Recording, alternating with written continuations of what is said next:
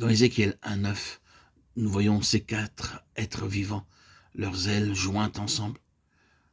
Cela signifie que partout où l'une de ces créatures allait, les 3 autres suivaient. Ceci parle de la véritable unité spirituelle. Ils se mouvaient ensemble, ils se reposaient ensemble. Ils ne pouvaient se déplacer de manière indépendante, l'un dans une direction, l'autre dans une autre. Ils voulaient seulement comme une unité simple. Il est souligné comment l'Église de Christ doit travailler. Nous ne pouvons pas parler et travailler comme nous le voulons dans le service de Dieu.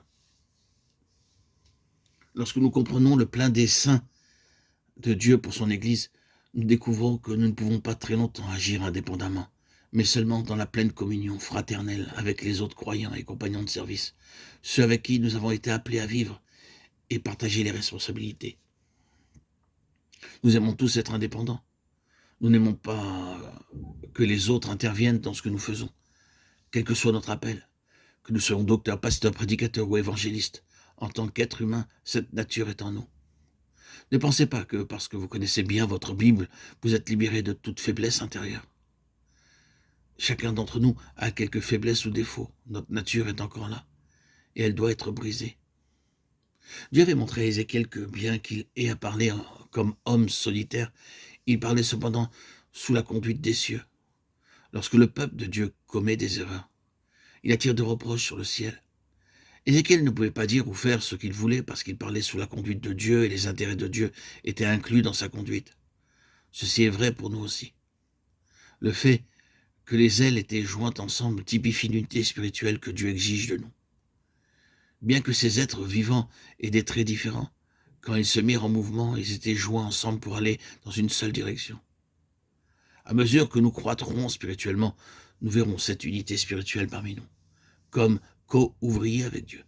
Lorsque surgit une difficulté pour s'accorder et travailler ensemble avec les autres, cela signifie que vous êtes encore charnels, vous êtes encore des bébés en Christ. Mais dès qu'il y a croissance spirituelle, il y aura aussi unité, harmonie, liberté et paix. Notons de nouveau qu'il s'agit d'une unité spirituelle et non pas mondaine. Ceux qui n'ont pas vu Dieu et ne connaissent pas ses desseins et ses plans ne peuvent pas être un avec vous.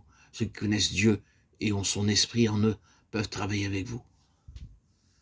Les 4 créatures allant droit devant elles parlent de la vie éternelle. Elles ne pouvaient pas aller en arrière, mais uniquement en avant.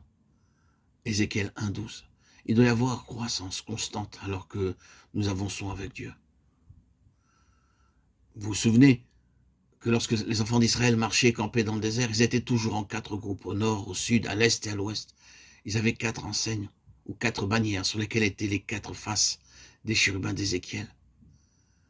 Un lion, un homme, un bœuf et un aigle. Comparez Ézéchiel 1,10 avec Nombre de 17. Chaque groupe de 3 tribus était rassemblé sous chacune des bannières élevées sur les 4 côtés du tabernacle. Et nous trouvons alors l'ordre dans lequel Dieu ordonnait aux tribus de marche ou camper, et il ne variait jamais. Les 4 faces sur les 4 bannières rappelaient toujours aux Israélites le plan éternel de Dieu pour son peuple.